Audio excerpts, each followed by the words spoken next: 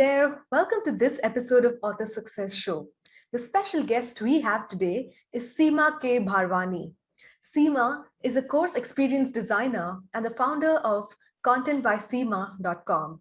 She helps time-starved entrepreneurs create online courses plus learning materials that create massive impact for their clients quickly.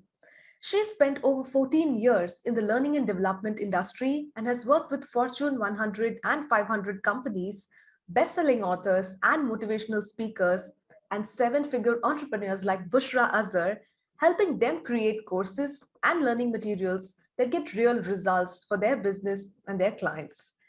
With a wave of her magic marker, she'll help you get all those ideas out of your head and out into the world and turn your knowledge and experience into programs, content, and courses that you can use to grow your audience, your impact, and income. Hey Seema, welcome to Author Success Show. Hey Jyotsna, thank you so much for having me. I'm really excited. It's my pleasure. I've been observing your work for a while now, and it feels so good because there are so many things that are similar, right, in what we do. We both live in India. We serve predominantly the North American market, and we work with a lot of authors, right? So you have this phenomenal expertise in the area of course designing, and I felt that having you on this show will be extremely valuable for authors who are thinking about creating their online courses. So tell me, Seema, how did it all begin? Tell us a little bit about your background and how did you realize that content is your thing? Oh my goodness. I did not have like this. I was sitting on a couch and I had an epiphany and this is what I decided to do.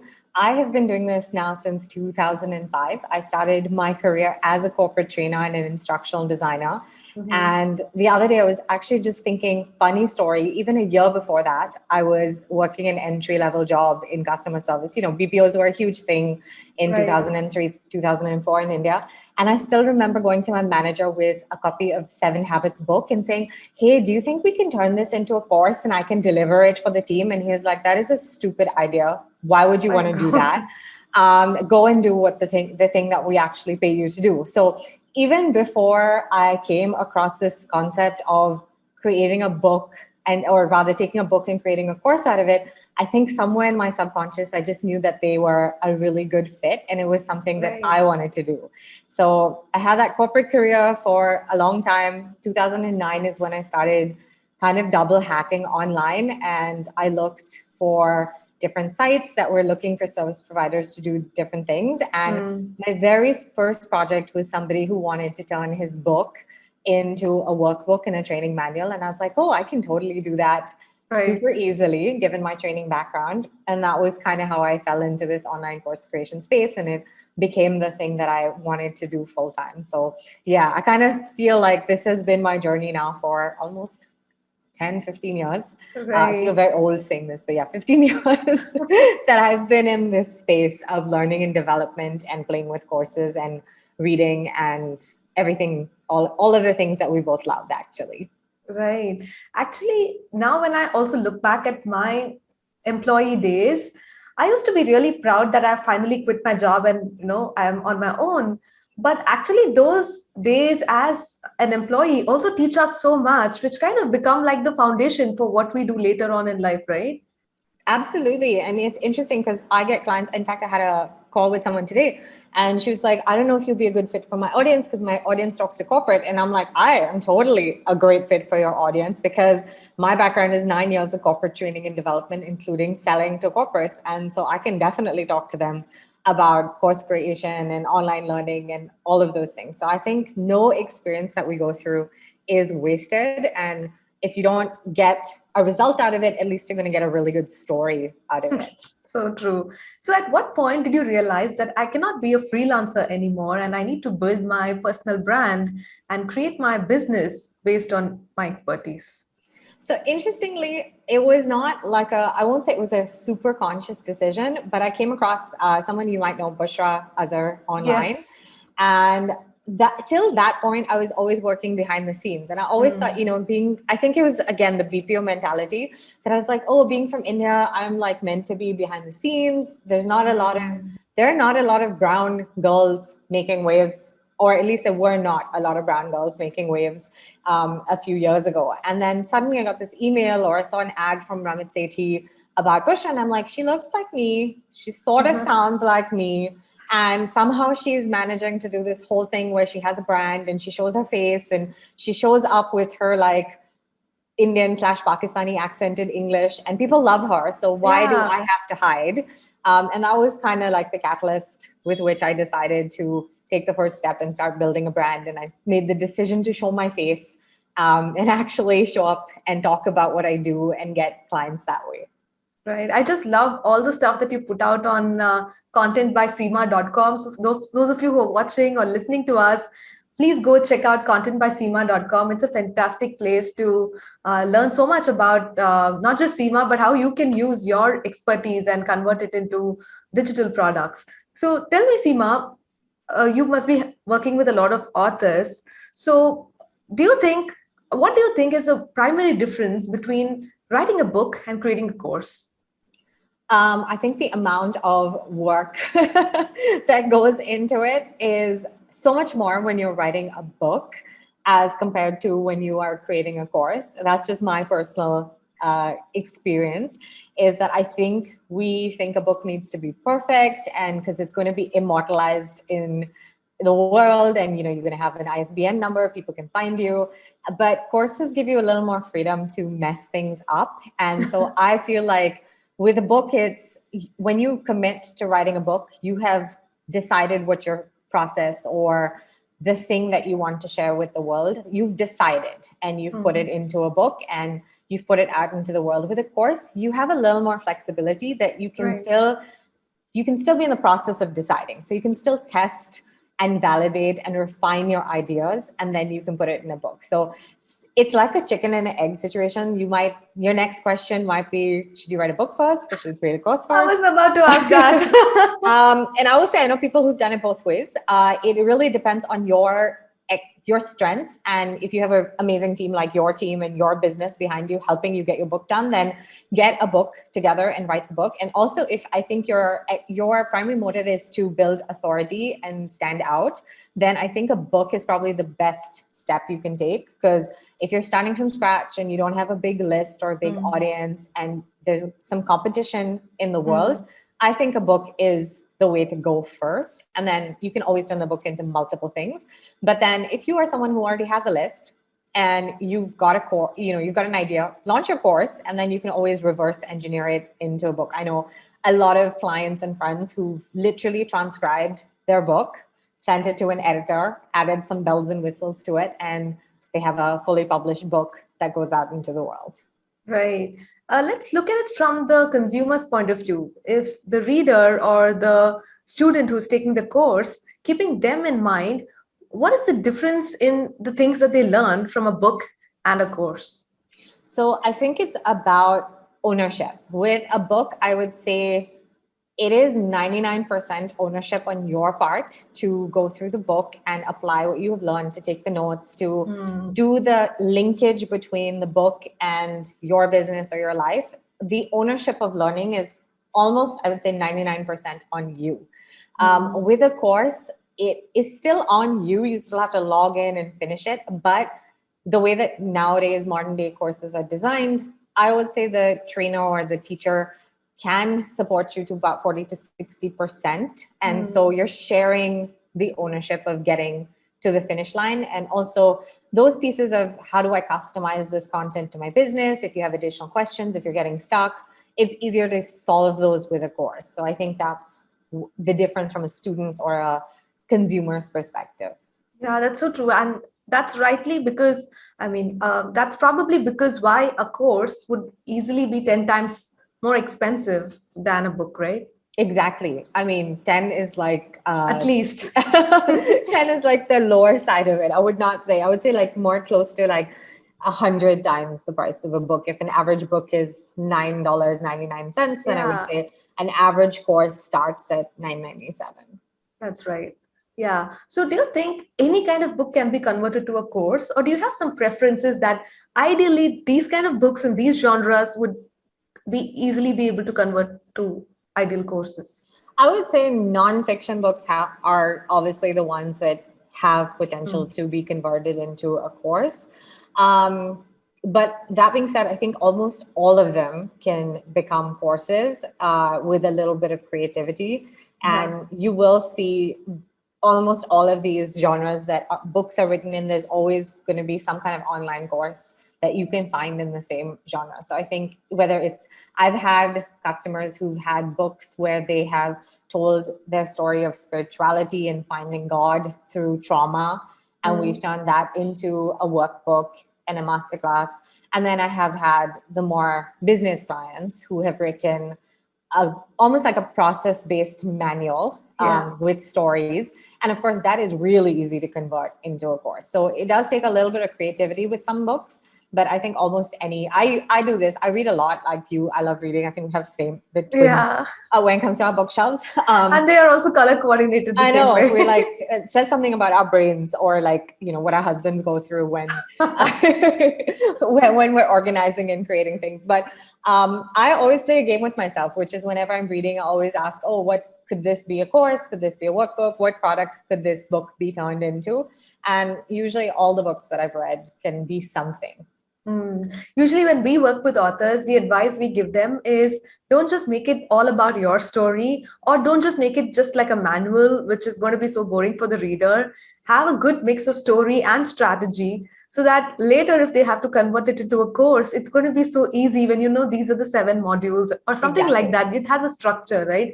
Otherwise, if it's just the story all throughout the book, it's going to be so difficult later to really convert it into a course. That is 100% true. So I think there's like a trend of almost like these fable-based books. And I'm sorry, I'm slipping on the name of this book that I recently read, but it was a whole fable about finding your passion, and this lady who goes to like this ranch and she meets this Oprah-like person, and she figures out what she wants to do with her life. Right. In that, I would say there's a lot of work to like extract the framework, because there was nothing that the reader could have done. It was really just pure story. It was a really fun, quick, interesting read. But it was definitely going to be a lot of work to extract it, versus like an author that the both of us have in common as a customer, Nikki Nash, whose book recently just came out, is an excellent book because there's lots of stories in that. But then at the same time, her framework and her process is extremely clear. And so to turn that into a course was so easy and so much fun, because it was really all laid out in the book. Absolutely. So you have been working with a lot of authors, and you have been seeing the changing trends also in the market. So other than just having it as an online course, what are some of the new age digital products that an author can launch? So I think there's so many products that you can come up with that I think are fun. Let me try and think of even examples to give you. So Dan Rome, who is the author of The Back of the Napkin and Draw to Win and all of these books about drawing and visual communication, he has a membership called Napkin Academy, where he teaches you how to draw and communicate your ideas. So you can have a membership program on the back of your book, which I think is fun. There is Alan Dibbs, I believe is his name, who has the one-page marketing plan. He has a certification program, which is a much higher priced product, which is built on the back of his book. And so he certifies people on his marketing methodology. You have Michael Port, who's like an original old school author, and I forget what his book is called.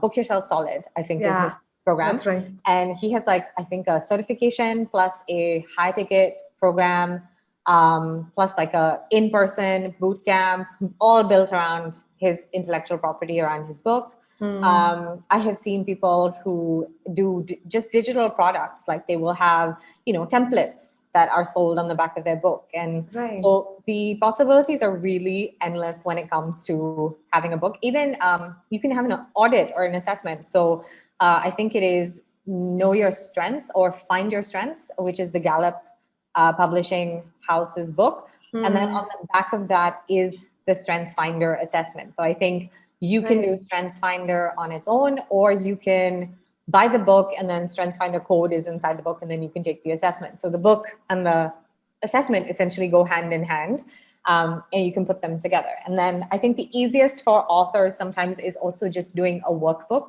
to go along with the book. And I think, what is her name? I'm going to turn around for a second. Louise L. Hay, like from the original Hay House. So she had You Can Heal Your Life, the book, and then there's You Can Heal Your Life, the workbook. And then she has also, I think, digital products. So she had an app that was around her like affirmation cards. She had an affirmation card deck. So she even leveraged her book into actual physical products and a little tool. So there are so many things that you can create off the back of your book. You can create software. I think 12-Week Year has a software. Stephen Covey's 7 Habits has a planner that they sell. They have training programs. So the possibilities are quite endless as an author. Exactly. And what I see that a lot of authors do is they leave a lot of money on the table by not creating all of this. And they expect the book to sell 1 million copies and get the ROI for them. But instead, if they can thoughtfully not probably do all the 10 things that you mentioned, but just probably pick one by one and release some digital products related to the book, then I think in a year's time, they'll have an entire ecosystem created around the book. And there will be a lot of cross-selling happening as well, right? The person who would have bought the boot camp might just go and sign up for the membership. The person who's in the membership may go back and buy the book if they have not done already. So that way, there is a lot of cross-selling happening, and overall, the author can have a profitable business.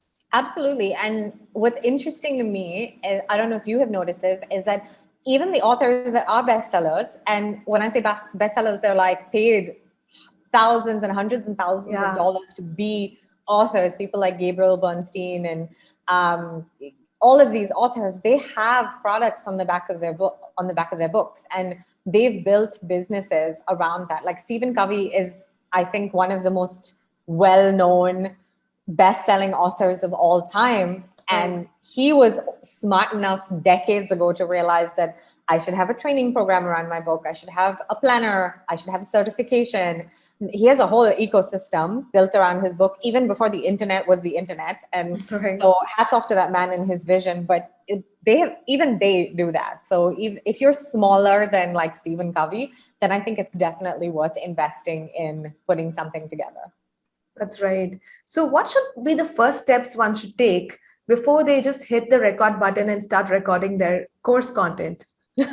Oh my God, there's like 100 steps that you take. Just a few important ones.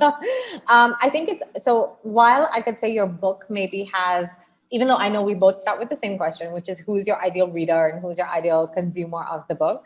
Sometimes your book might have a more widespread audience and your course might be a little narrower. So I think it's also spending a little time thinking through who is my ideal audience for the program.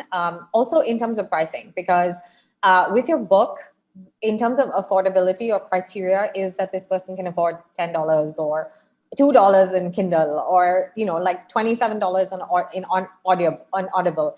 And that's it. That's the only ability that they need to have to pay. But with a course, then it's a higher price product. So you also have to consider who is going to be able to pay me the price that I want. Let's say like Alan Dibb with his certification program, I think I checked it and it was about $12,000 for his certification program. Now the book, he might have 1 million people buying his book, but there's a very small subset of that million that can afford or even interested in being certified in his methodology. So you have to think through who is my course for in comparison to who is my book for. And I think the second decision then is what is the ideal format for me in terms of my book. And I would say start small. You can start with something small like a workbook, and then build up to something bigger, or you can do it in reverse and build the biggest thing that you can think of and then go smaller as well. So I think both those strategies work really well. Right. So also having the outline of the course, is that important before you start making your videos? Yes, although I will say that most authors have done a lot of the heavier lifting with writing the book. Right. And I would say, yes, you want to have your outline in place. If you're using slides, then you want to have your slides in place. You want to really think through, because it's not about putting as much as you can in a course. I think the best courses are as short and as efficient as possible. So I really like your course, by the way, because I found the videos were very short and very efficient. And so I think that if you can make sure that people are moving forward and having forward momentum, that's really critical. So you definitely need to look at a course with a different lens. It's not so much entertainment as it is really keeping the person moving forward Right. towards the finish line. I'm glad you touched upon this topic of the length of the course because I was going to ask that. The first time I made a course, I thought I should have everything I know about the subject of writing a book, publishing it, marketing it into this course so that nobody has to ever get in touch with me. They have all the answers in the course. But I realized not everybody finishes the full course. So, what would be your advice to people who are thinking of creating these long courses which has everything that they know versus creating these shorter courses which probably you may have multiple courses within your website, but do you prefer that rather than having this one like huge course?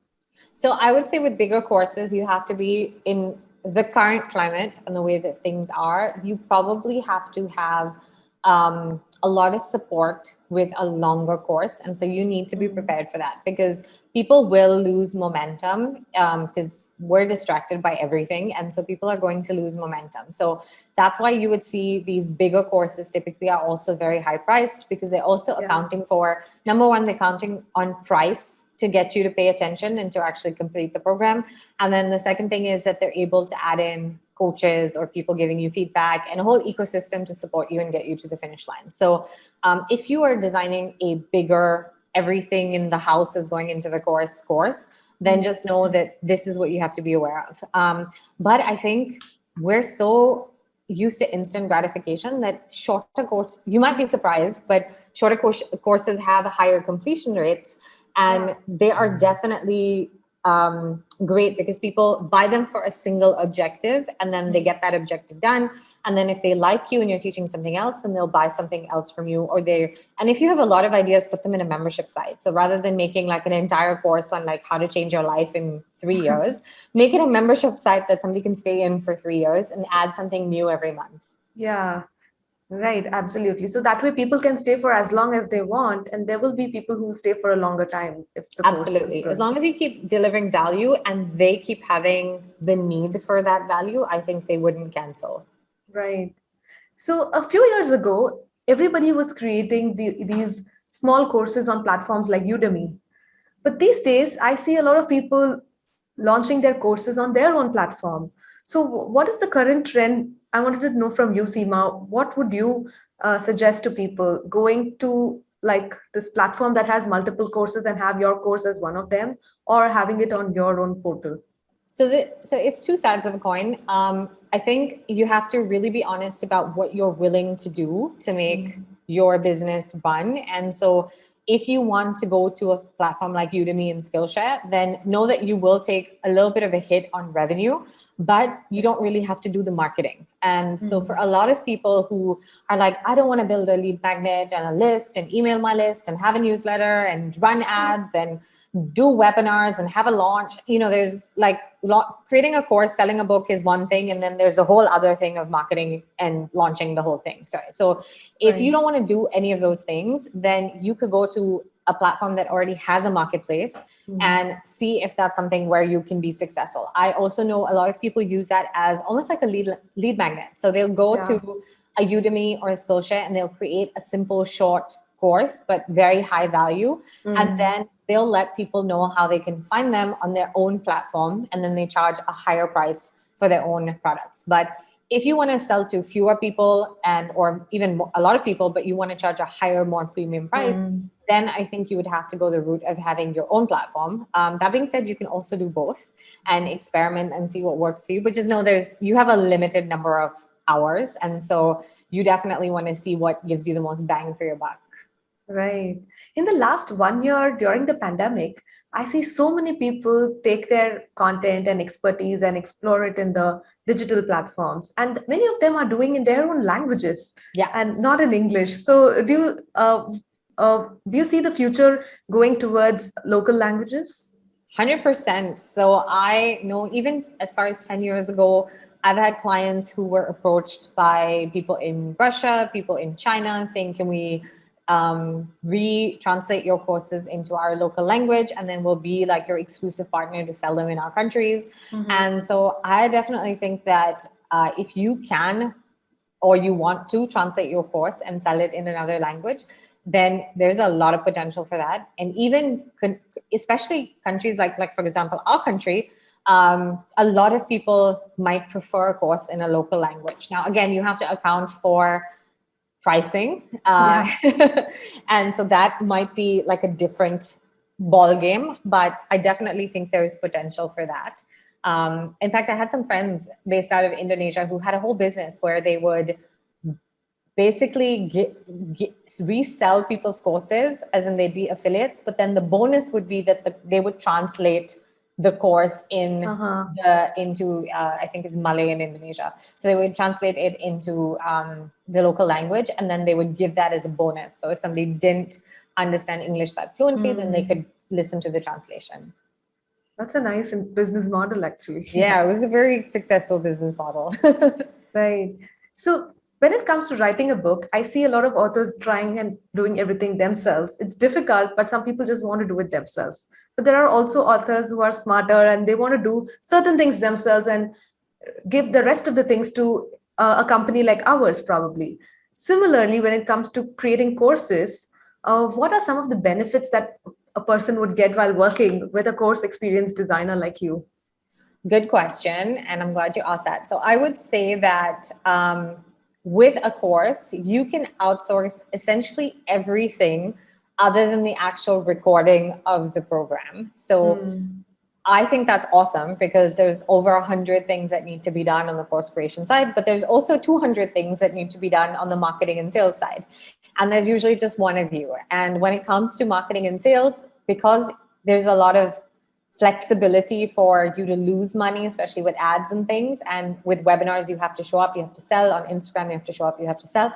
I think it's such a great investment of your time to be outsourcing to a curriculum designer versus trying to juggle the marketing hat and the creation hat and the sales hat at the same time. Now, in terms of what an instructional designer will do for you, essentially I would do everything for you from the start of who's your program for, right up to the point where I hand you your slides and your workbooks and say, now record this.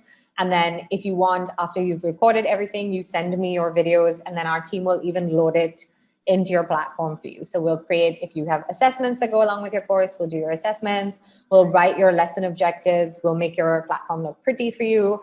We'll essentially do everything that your student sees from the time that they pay for your course with their credit card to the time that they give you a testimonial. So everything in between that is on us. And the only thing you have to do is sit in a quiet room for like 2 days and record all of your videos. Right. I'm glad you mentioned all these things because typically a newbie who is getting started with a course would think that all it takes is just shutting yourself in a room for 2 days and recording it fully. But there are so many things that happen before and after.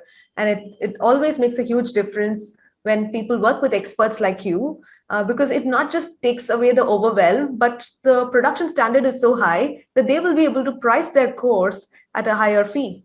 Yeah, I didn't think of it that way, but you're so right.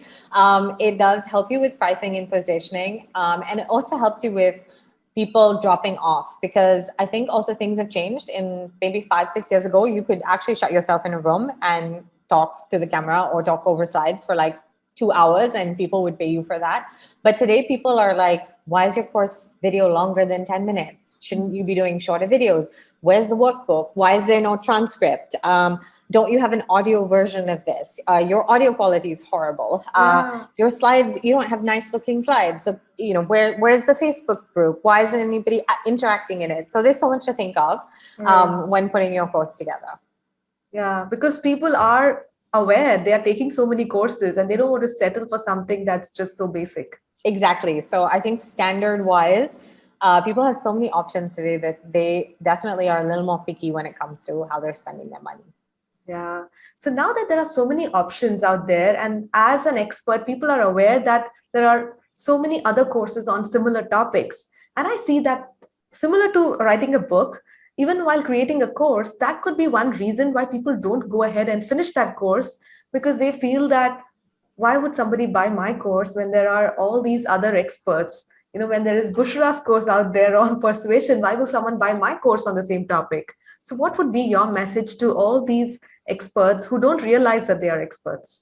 So I think that's the biggest thing, is that you must be super careful when it comes to picking your topic, that you have enough experience and expertise to actually talk about it and have a point of differentiation. So I know a few years ago, it was a big thing to basically buy all your competitors' courses and then essentially reverse engineer a course from that and say what's missing, and then I'll just create a course based on that. And I think maybe that worked for a lot of people, but then that course didn't actually have any of you in that course. You were just doing a very logical thing, but you weren't putting yourself into it. And so I think today people actually value your story, they value your journey, they want to hear about it, they want personal examples. And I think that's what people are buying in courses these days. They're not just buying the process and the results, even though they are buying that. But they are buying you as a person. So whereas, I love Bushra and would do anything for her, but you might not like Bushra. And so you might not choose to buy a course from Bushra, but there might be somebody else on Persuasion who looks like you or has the same value system as you, and you want to spend money with them. So it's all about choices. Right. Very well said, Seema. So where can our listeners and viewers find out more about you if they want to work with you? Absolutely. So we'll drop a link to my website below at contentbyseema.com. But we also have a free gift for your listeners. And so I'll drop that below as well. And that is 142 essentially validated ideas on courses. And so you can actually go through that list and see if there's anything that resonates for you. And know that these have all been vetted. These are all best-selling course ideas, and you can get inspired by them to launch your own course. So we'll drop both those links below. Love it. I'm going to have the links right below in the show notes. Thank you so much, Seema, once again for coming on Author Success Show. Thanks, Jyotsna, for having me. This was wonderful.